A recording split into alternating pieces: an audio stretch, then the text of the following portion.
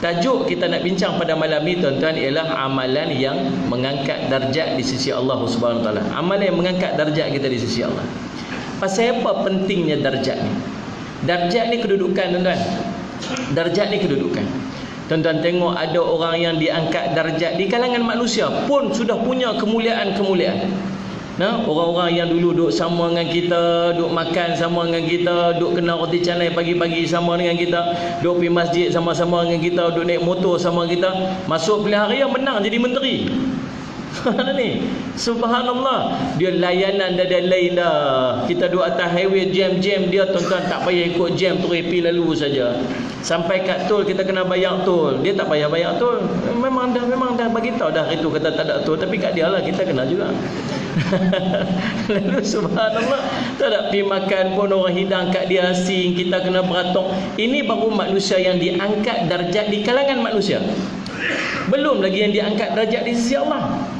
Orang yang Allah angkat darjat di sisinya, hidup dia tuan-tuan subhanallah, kita tak reti nak bayang macam mana hidupnya manusia yang duduk dalam kasih Allah kat dia. Allah kasih kat dia, Allah sayang kat dia. Cuma ada satu hadis Nabi SAW yang cerita kelebihan orang macam ni. Kata Nabi SAW, apabila aku menyayangi, aku mencintai seorang itu, maka akulah yang akan menjadi matanya, yang dengan mata dia itu dia melihat. Akulah yang akan menjadi telinganya, telinga itu dia mendengar. Akulah yang menjadi tangannya, tangan itu dia memegang. Akulah yang akan menjadi kaki, yang kaki dia itu dia berjalan. Maksud dia, seolah-olah nak bagi tahu kat kita, hidup dia ni, orang yang mendapat kasih Allah ni, hidup dia sentiasa duduk dalam bimbingan Allah. Hidup dia sentiasa duduk dalam bimbingan, rahmat dan kasih sayang Allah. Mata dia takkan tengok benda yang boleh menyebabkan nanti dia kena azab dekat neraka. Telinga dia, Allah takkan izin dia dengar benda-benda yang satgi boleh jadi rosak dia dalam neraka Allah Subhanahu Wa Taala. Kita tuan-tuan kadang-kadang tak dapat benda-benda. Saya pun tak tahu. Tak tahu dia duduk kecoh-kecoh pasal faraid, pasal korang tu. Saya pun tak tahu pasal apa. 2-3 hari lepas semua kan. Pakai duduk kecoh dalam grup. Saya kata ni pasal apa ni? Kes apa ni? Saya duduk tanya, tuan-tuan, Salih Alaihi Samad. Lepas tu dia kata apa? Oh ni kes ni, kawan ni pi ambil buat rakam video dekat rumah kawan tu sebagainya. Akhirnya cerita terkeluar lah apa semua kisah. Akhirnya berlaku lah apa semua. La subhanallah. Tuan-tuan, kalau tuan-tuan tak dapat satu-satu benda-benda yang sensasi macam tu, yang akhirnya boleh tuan-tuan terjebak kepada menghukum seseorang atas benda yang tuan-tuan tak tahu, tuan-tuan syukur pada Allah. Allah masih duk pelihara kita. Tuan-tuan faham tak ni? Ni duk kecoh kono-kono kata kono-koni kata koni. Kita tak tahu ni. Takut lagi bila kita tahu, kita cenderung untuk menghukum seseorang yang kita tak tahu mana betul mana salah. Waktu tu tiba-tiba kita hukum orang yang salah tu, kita kata betul.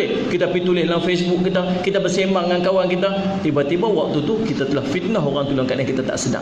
Lebih baik Allah tak beritahu kat kita langsung. Lagi senang. Pasal apa? Pasal itu tanda Allah duk pelihara kita daripada benda-benda yang boleh menyebabkan kita akan dihumbankan dalam neraka Allah. Tuan-tuan faham tak ni? Duk main gambar-gambar, duk main cerita-cerita yang bukan-bukan. Allah tak bagi kat kita. Kawan kita semua dapat, kita tak dapat. Dia berkata, hang ni ketinggalan kereta api sungguh. Kita tak apalah ketinggalan kereta api ke, ketinggalan apa, tak apa. Itu tanda Allah duk pelihara kat kita, syukur pada Allah. Tuan-tuan faham tak ni? Ada orang yang hidup dia macam tu, hidup dalam bimbingan Allah. Tangan dia Allah tak izin buat benda maksiat, kaki dia Allah tak izin untuk pergi ke tempat maksiat. Allah guide dia sampai ke tahap tuan-tuan, dia kaki dia cenderung nak pergi ke orang baik, tangan dia cenderung pergi ke orang baik, dan dia rasa tu seronok sangat dekat dia. Kita benda tak baik, benda maksiat ni tuan-tuan jadi seronok.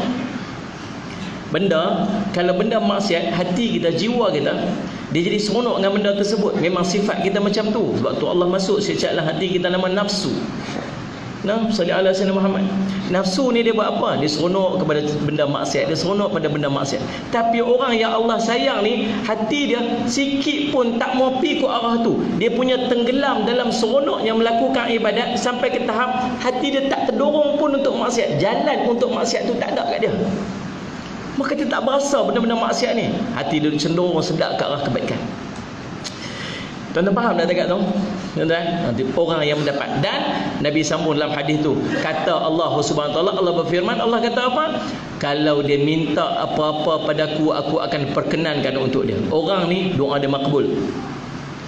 Orang ni, orang yang Allah sayang ni, doa dia makbul. Dia minta apa Allah bagi. Dan apabila dia minta pertolongan, maka aku akan beri pertolongan kepada dia. Tuan-tuan, ni dia panggil orang yang duduk dalam kasih sayang Allah Subhanahu Wa Taala.